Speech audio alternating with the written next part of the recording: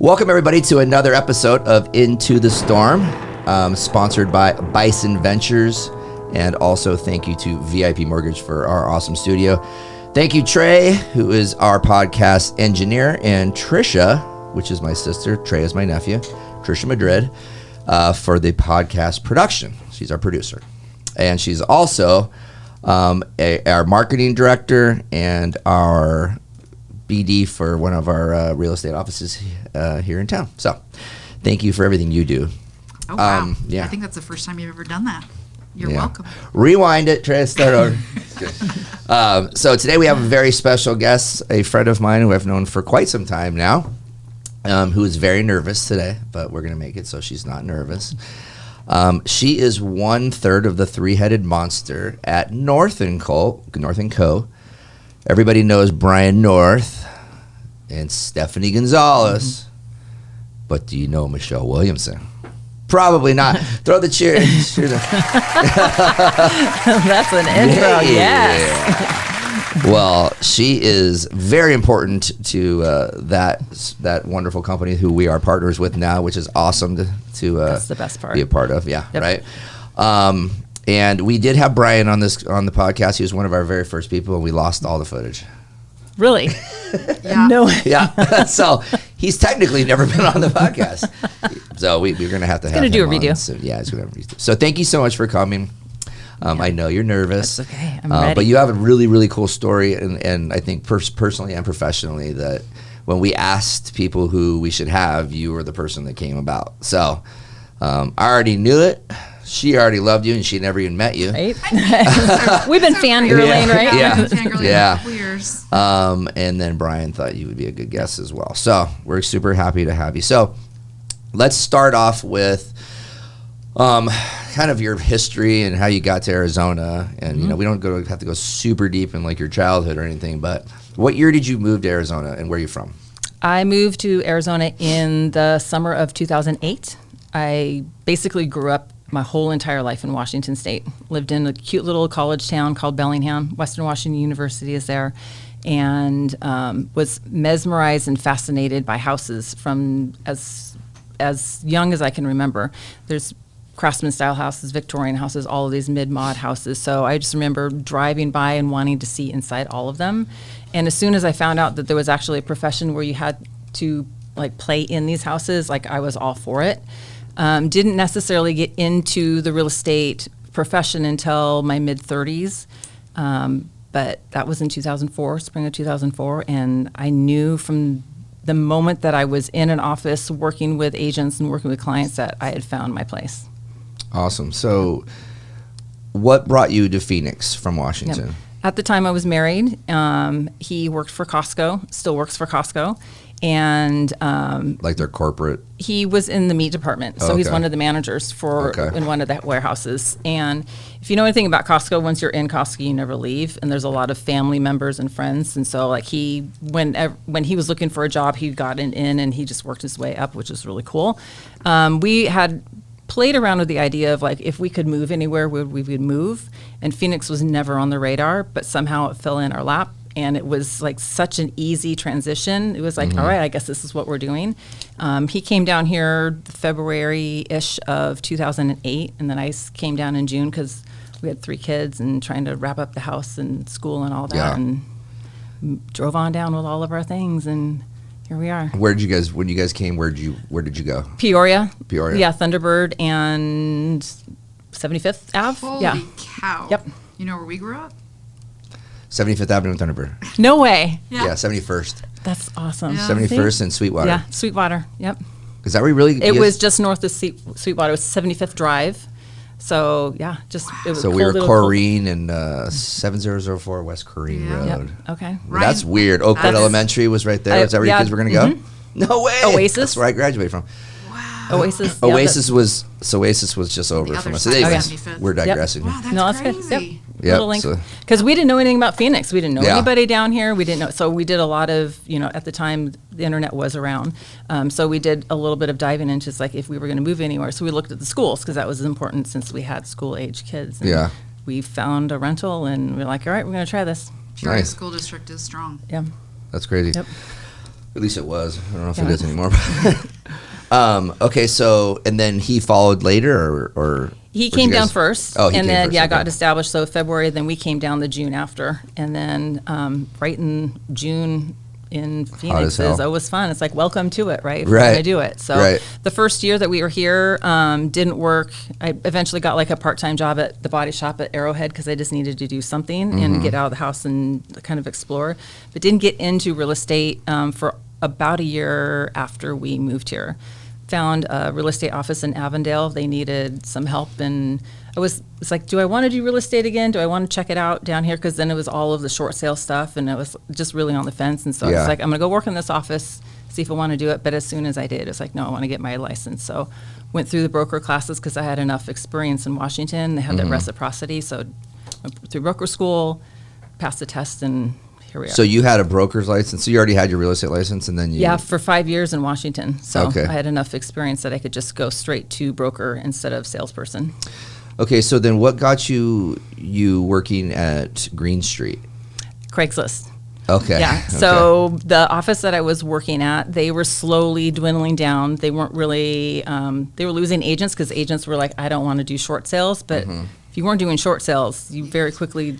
You had no real figure estate. it out. Exactly. You don't have any business. Yeah. So they were going out of business. They eventually sold to another brokerage, and they weren't interested in our office at all. And so there was a point where it's like, I was also at that time separating from my husband. And so I was like, I need a job. Like, I literally, I'm going to move out, like, support the kids, support myself. So I need to figure out what I'm going to do. And so I was looking in Craigslist, and there was an ad in there for a front desk receptionist at a real estate office in the Biltmore. So, So do you think that like the move from Seattle, was that like a part of the fact that you and your husband were having an issue and you guys were like, we're going to separate? It was already coming. It was like, okay. It was almost like the move was like, this is our fresh start. Let's figure this out. And it was very quickly, no, we weren't going to be able to do that. Right. So talk to us about, so eventually you guys got divorced, right? And then he decided to move back to Washington. So talk a little bit about how that, that's stress on your life and that whole scenario, because it's kind of interesting. Yeah. So that was closer to 2014 is when all of that transpired. And I had at that time worked with Green Street Realty and with Brian and some. Oh, you had already transitioned? Oh, yeah. okay. So this is a couple years after Green Street. Okay, so he was here, you were separated, and then you started with Green Street as a receptionist, and then that kind of like changed. So fast forward, Brian separated from Green Street, basically bought Green Street and as the brokerage, right? Yep. That happened all in that winter time of 2014. Okay. Is the transition that we made from Green Street Realty when it was Derek's company to Green Street Real Estate when it became Brian's company. When did Brian make the transition? We're going to go back to this, what you were saying before, but when did they change the name to North&Co then? December 2nd, 2015. Oh, okay. Because North&Co was his team name. Yeah. Yep. So you would see the sense. Okay. So you were already there. So you were already having success, and the fact that you were seeing like, okay, I like this. I like where I'm at. I like the things that are happening to me in my personal life. But my professional life and my personal life is kind of not all that great right now. And so he's like, I'm moving back to Washington. Yep. And then he moved back. Yeah. And then what happened with the kids? So they moved with him. Yeah. Yeah. So how did that go down though? Yeah. Because this is an interesting story, because we're saying that, like we talked about this before, so I can say this. It's like a lot of times you find this with, like, you hear about the dude doing this, right? They're like, okay, well, I'm going, or the mom's going, I'm taking off and I'm taking the kids, and but you rarely hear it as much on the flip flop side, right? Yep. But it's worked for you, and that's what makes it kind of a cool story. So anyway, so he says, I'm taking the kids, and you said you asked the kids individually if they wanted to go. Yeah, he basically, because when we first moved down here, he wasn't crazy about Phoenix. It's like, I don't think that this was the best move. And I was like, I love it down here. Like, this is awesome. So when we separated, we had no family down here. We had made some friends, but there really was no connection for him to be here, especially if we're separating. He's like, I need to go back to my family. He has a really big family, sisters and cousins and everything. So it just made sense for him to go back to Washington. And so the good thing was, it wasn't like, I'm taking the kids. No, I'm taking the kids. It was, what do you want to do? basically a conversation to the kids. And I knew the question was, do you want to go back home? And they're little. They're like 10 and under. And they're like, home is Washington. So like they're yes. So there was never a point where I was just like, nope, you got to stay with me. It was, do you want to go home? Then we're going to make it work. It's going to suck for me. I'm making the choice not to move to Washington, but we're going to figure it out. Did each of the girls have like I'm sure the youngest one was going to do whatever the other ones were going to do, right? Did all three of the girls be like, yes, we want to go back to Washington? Yeah. And were they like, will you come with us? There was that. Yeah. Yeah. Yeah. And you're like, I can't. I'm just going to.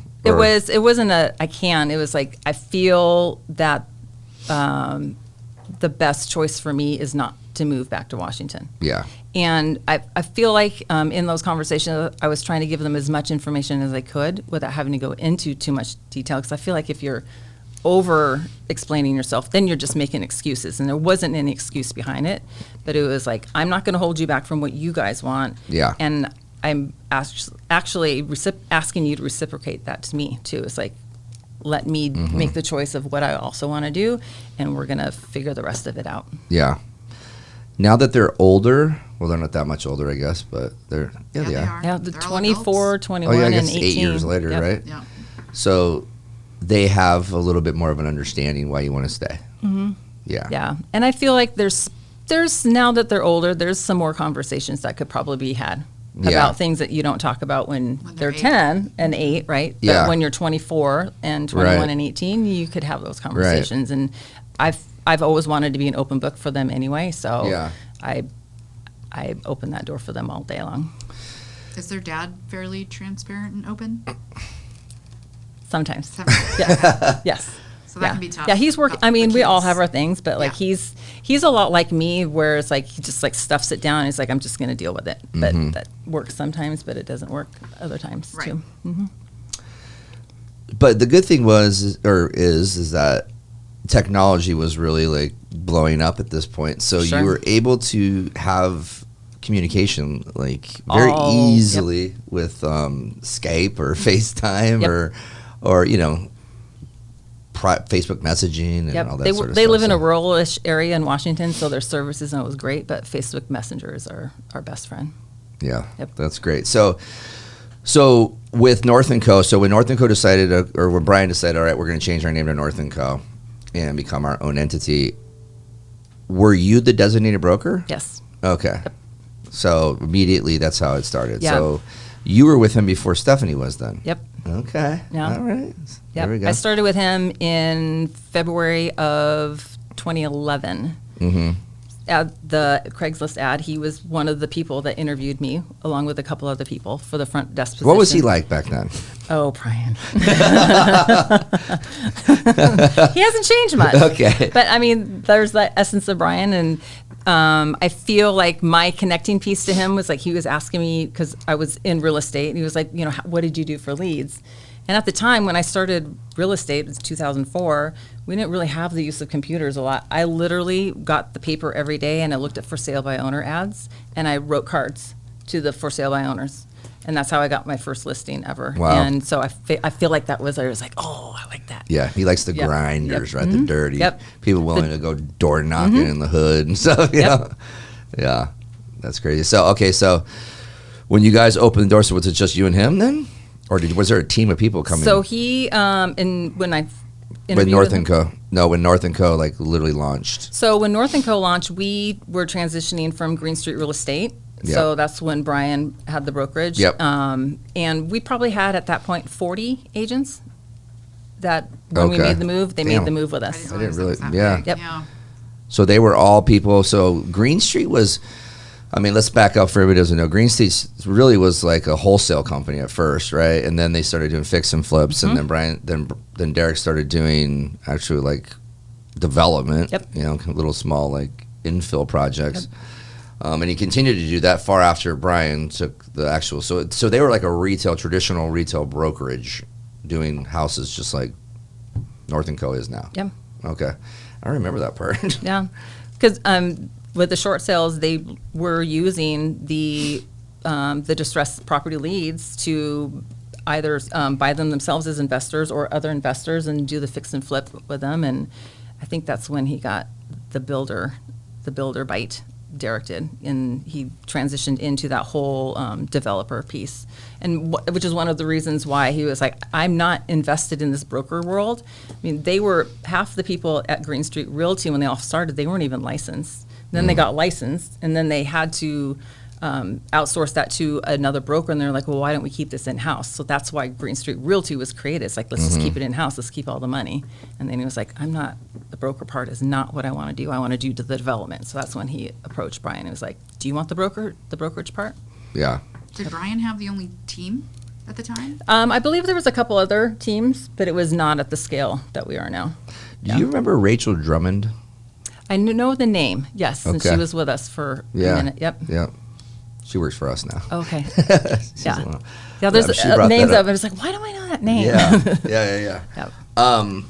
So when you guys, were you and Brian like the two that were like we're gonna build this company, and like because at this point now you own a company, now you have to do all the things that Green Street did before, from like your P&Ls to the HR. Now you have to figure out, how you're going to do every single aspect of like running a business. So did you and Brian sit down and do all that stuff, or? We had the Wonder Woman of Stephanie Gonzalez. So Stephanie came on board at this point? Yes. Okay. So when she first started with us in January of 2014, this was before we knew that we were going to buy a brokerage. She thought that she was going to join Green Street Realty and work with Derek and do a bunch of stuff with Green Street Realty. And then Derek's like, nope, surprise.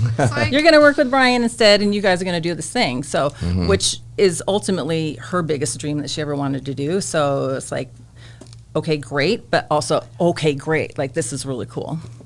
So she came from the structured world of, was it Remax or Realty Execs? Realty Execs and Coldwell Banker. Yep. Okay. Hey, excuse me one second. Michelle, will you lean into that microphone a little bit more? Yes. Thank You you. might want to pull your chair in a little bit if you want.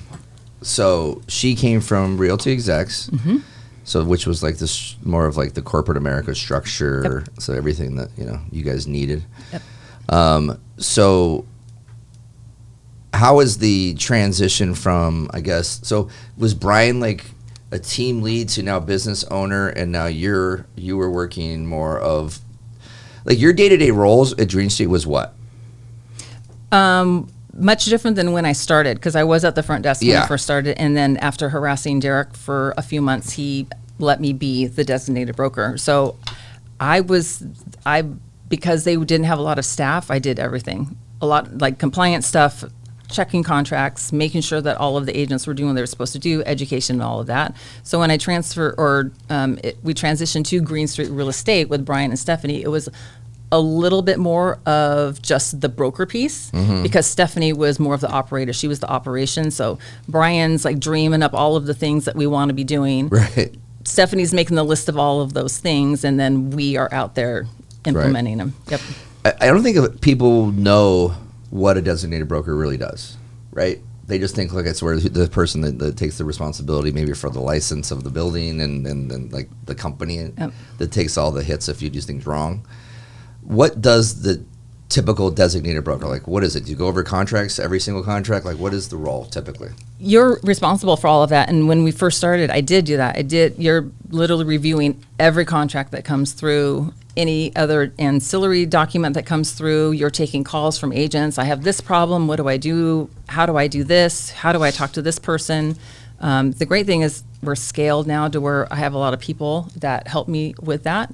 But you really are the holder of all of your agents in the office. You're responsible for every single action that they do, the good and the bad. So The buck stops with you. it does. It really does. So do you think that like you dove super heavy into your work because of like your absence of like, your divorce and your kids were gone? So like this is like became your like life. 1,000,000%. Yep. Okay.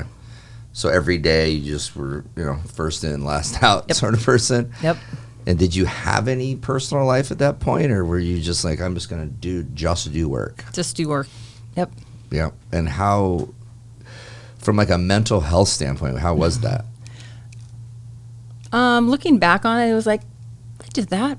Probably if I would do things differently, it's easy to say I would do things differently now that I'm looking at it. But I feel like the dedication that I needed and it allowed me to grow into the position a lot faster, because I had never been a broker before, even with Green Street Realty. So I learned every day as I went. I had some really great mentors and other brokers that I was able to reach out to just to be like, am I doing this right? But I think a lot of what we did, which was good and sometimes bad, was like we didn't pay attention to what was going on outside. Like I literally just had my head down. It's like, all right, this is what we need to do. This is what's happening. How do I figure this out? Do I need to call this person? Okay. But I wasn't really interested in what was going on the outside, which I think is really one of our great superpowers, because we weren't influenced by anybody else and what everybody else was doing too. How did you even like learn to, if you had never done this before and you had to review all these contracts, like did you just self-teach yourself? I mean, you had mentors, but you pretty much had to like do it yourself, right? Yeah. So diving into books and the internet or what? Pretty much. And Really? just plugged into AAR a lot, listened to a lot of lawyers, went to a lot of classes. When I first started doing at least like the compliance review, Andrea American was with us at Green Street Realty, which I learned a lot from her. So thank you, Andrea, for that. But it is a lot of, you could read about things and you can watch videos about things, but until you're in it and do it, I'm a doer, and that's how I learned. So I did. Yeah. Yep. And you had like the energy to just stay focused and constantly dive into that thing. You have a question? Oh, I felt like you had a question. No, I was asking Trey. I'm like, Oh, do you see because- any parallels here? Oh, because she's worked. I got licensed in 2003, Yep. like right before you did, for similar reasons. So there's a lot of Sometimes you just got to do what you got to do. Yep. And you figure it out as you're going along. 3 kids, same Yep. ages, basically. Yeah. Yep. Okay. That's true, though. You did. She worked hard for quite some time. I don't at all anymore, though. No. She's fine. Okay, so take us to like the growth stage then for like North&Co and like how, how that's been for you. And is it something you've like loved, or has it been like, oh my gosh, we're growing too quick and these are all the things? So talk to us about it. Man, where do I even start? I feel like, especially I feel like North&Co was always the place that we were supposed to end up. All of us came from all of these different areas, and we all converged together. And it's like, yeah, this is what I'm supposed to do. This is why I'm here. This is why I stayed. This is why I made the sacrifices that I did. This is why. I mean, even after I interviewed with Brian for the front desk position, I was also interviewing for another brokerage that was trying to throw a whole bunch of money at me. But I knew they were a mess and they were going to probably get closed down really fast. But it was like, man, like I'm literally on the floor counting change, trying to figure out how I'm going to feed my girls for a week. And I'm entertaining between a whole bunch of money, but a mess, or not so great money. But I just felt like there was this opportunity, and I just went with my gut. And I feel like that was a lot of what led me to where I am today, is just following my gut and following my instinct and not knowing necessarily where I was going, but like I knew that I was on the path to getting there. So what was it about Brian that made you believe that was like the right place for you? Or was it Derek? I didn't meet Derek right away. Okay. So it was Derek and Connie and Andrea that were in that meeting, and it was just the way that they presented themselves, the way that they presented the role and kind of like their dreams. It's like I can see myself here. Like this is what I want to do. This is where I want to be. It's that feeling. It's just like that feeling you can't explain, but it's that feeling.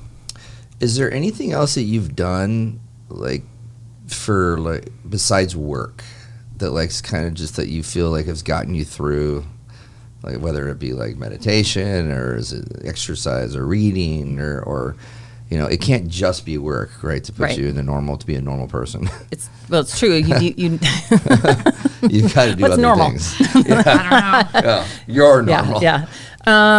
Definitely. Like I feel like, especially the last 3-ish years, it's the discipline that I put into what makes up my day, and ultimately what makes up my day is what makes up me.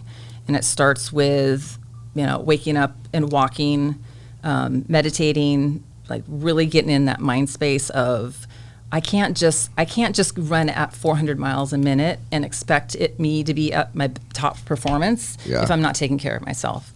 So unfortunately is a place that I think a lot of people cut out of. It's like, oh, I don't have time to do yoga. I don't have the time to do this. But it's like, I'm really intentional. Like, no, those are the things that are going to get me in the space that I need to, so I can connect with the people that I need to and really show up for them.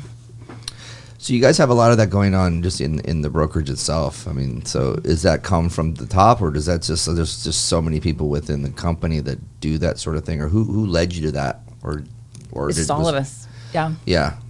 Everybody's going through things, and you guys have become, so you guys are, we talked about this before, but it's your family, it's your business, it's your friends. I mean, so, I mean, is there a day that you're like, I gotta go to work today? No. Because you're like, I get to go to work today because I get love to it, do this and every it's single fun. day. These people, that sounds terrible, but the agents, these people, Those people, but okay. Our employees that work with us, our agents, our partners, everybody, like, it is like a family, and we support each other. Like, we support each other's businesses, we support each other in our personal life, and it is an adage across the board. It's like, we get to do this. So Yeah. I'm going to show up in my best way, and I'm going to be the greatest person that I can be, because I know that the person next to me is also going to show up in the best way that they can and be the greatest that they can be. Yeah. The .co, community, you know. Our co-words. Yeah, all that stuff, which is like, you know, I don't know if it was, I mean, shout out to Rethink for creating that, but they couldn't have had this much of a vision of the future that it was going to work this well on so many things. But I think one of the things that we even talked about today with the person I was talking to you about, that was talking with Stephanie, I'm not going to name his name, but you know, that was like what he's missing right now, right? So he's at a big company, probably the biggest international company that has a great brand, and you know, but he's just like, you know, I just don't have like that vibe. I don't have the community. I don't have the other people to run stuff off of. I don't really have a training program. He's like, these are really like older established people. Like, I'm still I'm spinning my wheels and not really knowing what to do. And I know I'm better than this. I know I'm having success, but like, who's guiding me? I don't know. And, you know, there's a few places in my mind that he could go. And obviously one of them was North&Co. And so his conversation today with Stephanie, it was short, but it was really just that. He's just like, you know, before he even met with somebody over there, it was his like view of what he found out. He already knew it. He's like, I'm around enough to see enough people to be like, okay, these people obviously have a good thing going on, where they're like seem to be friends with each other. They help each other. One of the things that I personally have noticed since we've become a partner with you guys is, and Stuart and I talked about this morning, and she can actually verify this. You guys are hyper organized. So we get so many messages and emails about all the things that are happening. And since like kind of our onboarding into this process, and we've done a lot of different things already, from a video shoot to the pictures we did, and then we did an event already at Topgolf, and then there was the luau. There's just constant things happening, and I think that's one of the things we noticed when the very first meeting, every single person that got up to speak was so polished and like ready to go. It was like this, I'm not trying to like say they're all the same person, but it was like the same person got up and did it the same way, very organized, same personalities, just perfect speaking abilities. And Stu and I both, we're just like, man, we have a lot. It's impressive. There's a lot of things that we can learn from you guys starting our own company, right? We're only 6 months old, if that. And, you know, right, you guys have like gone through the growing pains of learning a lot of that stuff. A lot of that stuff is, right, you learn as you go, and you get better as you go. But it comes down to, like, you know, you guys having such good leadership with, you know, Brian's obviously dipped out a little bit in his role, but you and Stephanie are kind of like you're leading the charge, so to speak, nowadays. And so it's super impressive to see where you've come with that whole aspect. But So can I ask a question with Yeah. respect to that? How long do you think from the time you kind of said, okay, I'm going to do this, to where you finally felt like worthy or confident? Because I think that's a big struggle. You know, I was also in my early to mid 30s when I got into real estate after being home. Confidence was a huge thing for me. And so I'm just wondering if you took as long as I did. Yesterday? No, I'm just kidding. Yeah. Some days it feels like yesterday, but probably, man, That's a hard one to pinpoint because I feel like I've had a few different iterations of myself, even within the last couple years too. So, you know, I'm always striving personally to be better because, again, I feel like I've got a lot of people looking up to me and are counting on me, right? So I want to be the best so I can be the best for them. But that confidence piece, like my voice piece, probably the last 18 months especially, because I've been very intentional about, I am the third person. I am like the three-headed monster. I have a little bit of a different perspective of what we've gone through. And I come from a little bit of a different place than Brian does, and even Stephanie does too. So you bring something to the table Yep. that's worthy of sharing with other people. Do you think Yep. that you being kind of like in the background for so long is the reason for that? Is because you've been able to see everything from a different lens, so to speak? Mm-hmm. Because you haven't been kind of like the leader, even though you were part of the leadership group. Yep. Okay. So you can give a perspective like maybe from the agent side of things or from other people's side of things, thinking that, you know, maybe these things aren't as good as you think they are, or these things need to be changed. What is your voice in that whole aspect, actually, from like the leadership standpoint? I mean, do you have like, do the three of you sit around and have discussions on things, or how does that we work? talk all the time. Okay, but I mean, is it like, so is it really you, Brian, and Stephanie that sit down and make decisions on certain things, or is it Brian by himself, or is it just changed for everything? The great thing is that if there's the two of us in a room, all three of us, if Annie, our CFO, is also in the room, or anybody else is in the room, like there's not always like we're not just sitting around the room looking at Brian, or we're not just sitting in a room looking at Stephanie. Like it's all of us, and all of us have kind of like risen up and shown up at different times with our voice about it, depending on whatever it is. Even though Brian is somewhat seemingly removed from the day-to-day stuff of North&Co, like he's still in it. Like we just send him out into the world, and he comes back and he's like, oh, this thing, right? So he's a visionary for sure, because the great thing about Brian is he sees things so differently than anybody else, and I almost forget that I know Brian North. And when I go see him talk to other people and have never had, they've maybe have never heard him speak before, and they're like, oh my gosh, just like, oh yeah, he has that magic about him. So yeah, he's always been good at it. But sorry, Ryan. The thing about Brian is he really is your brand, right? So even if he's not in like the day to day in the weeds, a lot of the agents I know who have either gone over to North&Co or have considered it, or even if they're happy where they are, they respect North&Co, and a lot of them are connected to North&Co through Brian, like watching. They've never met him, right? But they feel like they do because he's so out there with social media, super transparent, very, very vulnerable, very available. Well, and the cool thing is we have, almost about 275 agents with our employees, so almost 300 people within the organization doing something within it, and we're all different versions of North&Co, but it's all North&Co. Yeah. All of us are North&Co in our own way, which is really cool. It's like we want you to show up the way that you are to be, which I feel like is why I'm so like everybody has a story. Like everybody has a thing that's going on, something that they've overcome, something that they're going to be overcoming, and so my time being freed up from like those day-to-day tasks, I feel like is allowing me to really get to know our agents on more of a one-on-one basis. I get to sit down with our agents and like get to know them. It's I'll even do my check-in calls, and they're like, what did I do? It's like it's getting a call from the principal. It's like, oh, I'm just calling to see what's going on here. So wow. So have you typically meet with every single person that comes in? I try to. Yeah.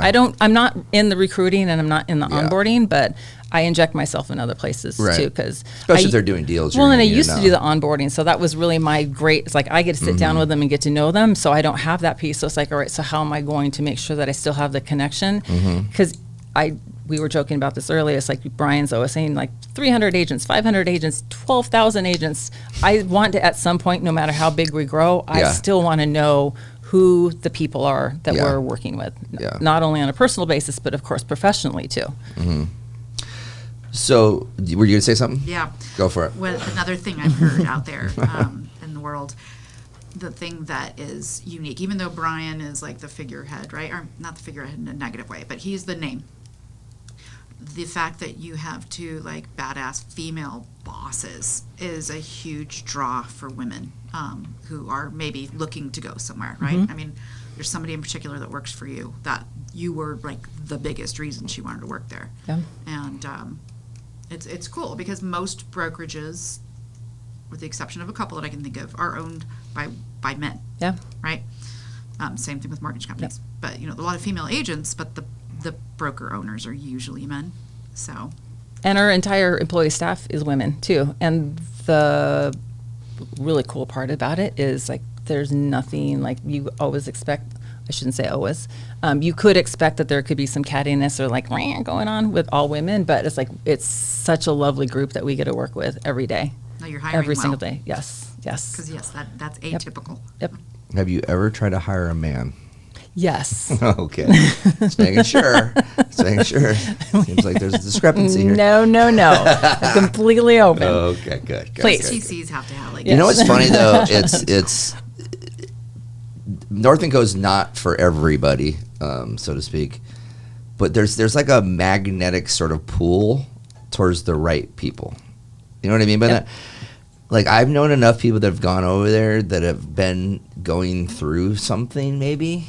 That just there was like the comfort of what like in the environment of what they needed at that time in their life, right? And not that if you're not everything's just rainbows and butterflies, that it's not the right place, but it's definitely like it's definitely a cool situation to know that like not only could you pull just anybody really that's doing well and have a great life, but it's the heart side of things, right? That makes me feel good about it. It's like, wow, that like this is a place where someone's going to feel real comfortable. Yep. People are going to be warm and they're going to help you and it's going to work and it's kind of up to you to do your business. But all the resources and all the structure and foundation and people and love is going to be there. I'm not sure if you get that other places. I mean, I can't say that I know of that in that way. So I think it's really cool. And the person that we were talking about today, I just felt like it was like, one of those things where it would be a good spot for him to land because I know his personal situation. Your culture is really tough to beat. Like your brand's amazing and your culture's, I don't know anybody else who has quite that warm fuzzy that you guys do. Yet you're still super professional and you have highly skilled people. Well, I think that's it too, because I think a lot of people know that we are definitely heart forward. We're very people oriented. We want really great humans that want to have really great thriving businesses, really. But you got to work your ass off too. It's not like we're just standing around singing and like, oh, I love you and hugging you, right? There is a lot of that, but like there's a lot of really hard work being done as well. And we're not for everybody, which is great. We're very intentional with the people that are with us. And if you're not with us, that's fine because there's going to be a place for you. And ultimately, you need to find the place that is going to be the best for you and for your business. Let me ask you a hard-hitting question. Gosh. What is like the thing that isn't like perfect over there? What isn't perfect? Going bold, right? Like what is something you guys are working on right now? What is something you want to change or want to get better at?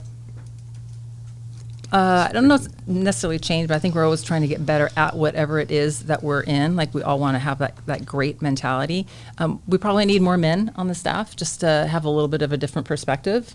But I'm not saying that because we're so great that we don't have anything that we want to change, but I can't foresee Things anything. are pretty good right now. Yeah. Okay. Yeah. How many offices do you have now? We have 4 locations. We have our Casa office in North Central. We have our Thomas location, which is our main. We have Chandler, downtown Chandler, and then North Scottsdale is our newest office. So where's the North Central office? at Casa at 16th Street in Northern. Okay. Yeah, George Oliver building, beautiful building in there. So, and then where's this? Wait. Okay, that's North Central, the Arcadia. Then there's the North Scottsdale, and then Chandler, Alexander. Right. Okay. They're all George Oliver offices, Right? We have a theme. Except for the Arcadia deal. Except for that, because the one over there in North Scottsdale is also they did the design there. Yep. Yeah. You can definitely tell he's got that stamp on it. For Yeah. sure. Yeah. He's something else. Those guys. Can I ask a rapid fire Yeah, question? go for it. What profession other than your own would you like to attempt? My first inclination would be I wanted to be a ballerina when I was little. So if I could go back, or even like, do adults go start ballet classes? I don't know. That would be something I'd want to do. That's a good answer. I think that you can always learn to do something if you have money. There you go. For me, for example, I'm going to throw this out there. I'm learning to do a backflip right now. Right now. I am. Like, literally, I'm doing it. I hired a gymnast, and I go to a gym in Tempe, and I'm learning to do a backflip. Did you? I love standing that. backflip. Scares the shit out I of me. love that. I've always For wanted you. to do Yeah. it, so That's so I cool. figured by the time I'm 50, I'll be able to do a standing backflip. That's so cool. By the time I'm 49, by the way, which is No. Well, then I'm that- really close already. I've had 2 sessions, and I can already do it on like the mats into a foam pit. So, but I've seen like where I land, and I'm very close to being able to do it, like on like the springy mats. Yeah. But yeah, so you know what? Someone else I knew did it, and I'd always wanted to do it, and so I asked who they hired to do it, and they gave me the number, and I called the guy, and so I went and did it. right. So, You're gonna and I have inspire another, me. and I have another friend, so that is learning to play piano right now, and he's 42, and he's just like, yeah, I've always wanted to learn to play piano. So, yes, you can go become a ballerina, and you can go, at least go and like, learn to do it. Yep.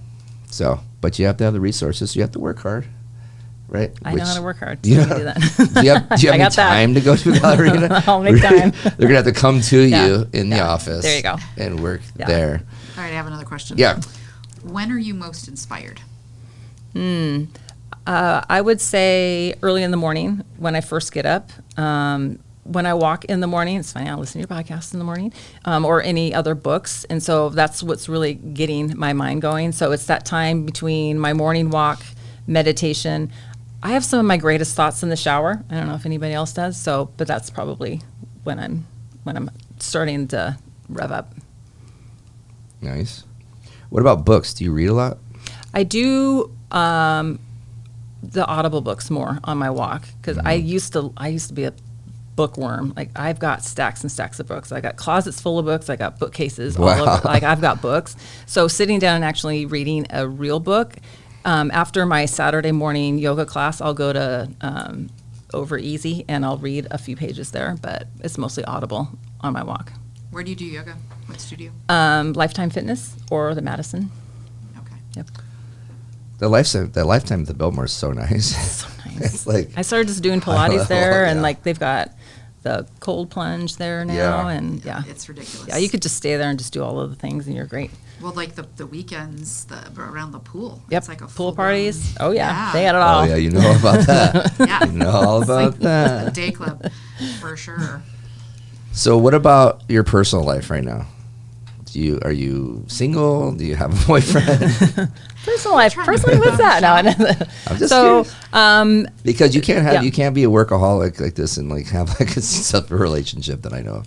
So I got out. I shouldn't say got out. I had a long-term relationship that ended about 3 years ago. About 2 years ago, I started dating again and started dating a guy. So I've got this Well, pretty there cool you- guy in my life. So Does he know how much you work? he does does. now. Yes, Okay. because I know how much he works too. Okay. So we have scheduling conflicts all the time, but it makes our time together that much Well, better. good. Yep. So, do you have anything else you want to add to this, Trish, before we wrap it up? So the second or third time we tried to get Michele scheduled, right? Because we had a lot of just travel issues. Yeah, my fault. And mine too. Well, well, that's Yeah. I was Our going to speak to. It's not Yeah. a matter of fault. It's just logistics, Yeah. right? You were taking your kids to do something really cool that Trey probably would be very jealous of. Will you tell us a little bit about that? So last October, I saw that the Red Hot Chili Peppers were going on tour and that they were not coming to Phoenix, but they were going to be in Seattle. So when the pre-sale happened, I bought tickets for the 4 of us to go to their concert. nice. So August 3rd. So I flew up there and just for a couple of days. We got a hotel downtown Seattle, played the tourist Seattle stuff, which is really cool. I have one of my bucket list items is to visit all of the cities that have the Ferris wheels in them. And the Seattle one has been there for years, and I've never been on it. So I finally did that. I can knock that off. But went to the Chili Peppers concert. Super cool. It was like I was telling you when we were talking about this too. I had a moment, probably about 2 or 3 songs into the concert. I was bawling my eyes out because it was literally the happiest moment that I could have thought of, that I could ever even imagine happen. Because I've got my 3 kids. We're literally screaming and singing to all the songs, drinking White Claws, and just having the time of our life. It's like, it doesn't get better than this. It definitely does not. So that's amazing. Yeah. Yeah, I was jealous.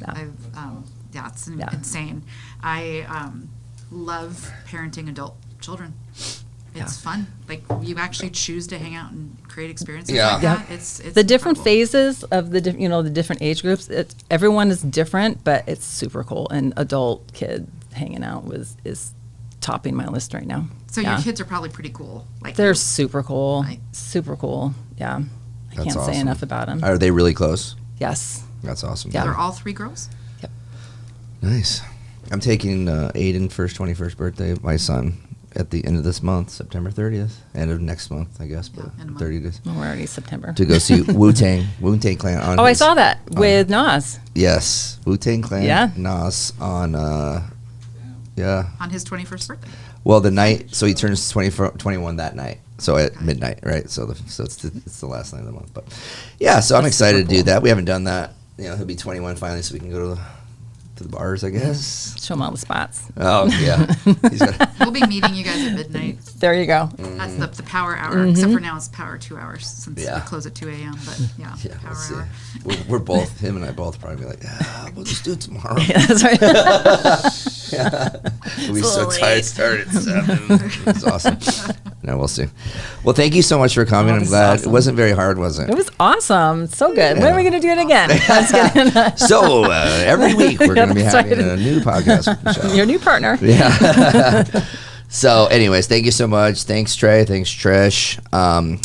Everybody, so we need people to like and subscribe to our YouTube channel, Into the Storm, and we are on all the social media platforms, Into the Storm. So please go on and share with your friends, like our episodes.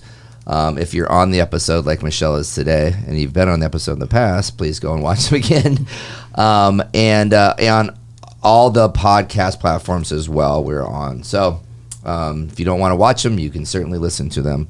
We find out that more people listen than they do watch. But we did this incredible studio for people to watch, and Trey didn't go to film school to not. I mean, this is why he went, just so he could do this. So he's for hire too, by the way, everybody. So anyways, thank you again. Thanks, Trish. Thanks, Trey. Thanks, Michele. Thanks, VIP. Thanks, Bison Ventures. And we will see you soon. So thank you. Bye.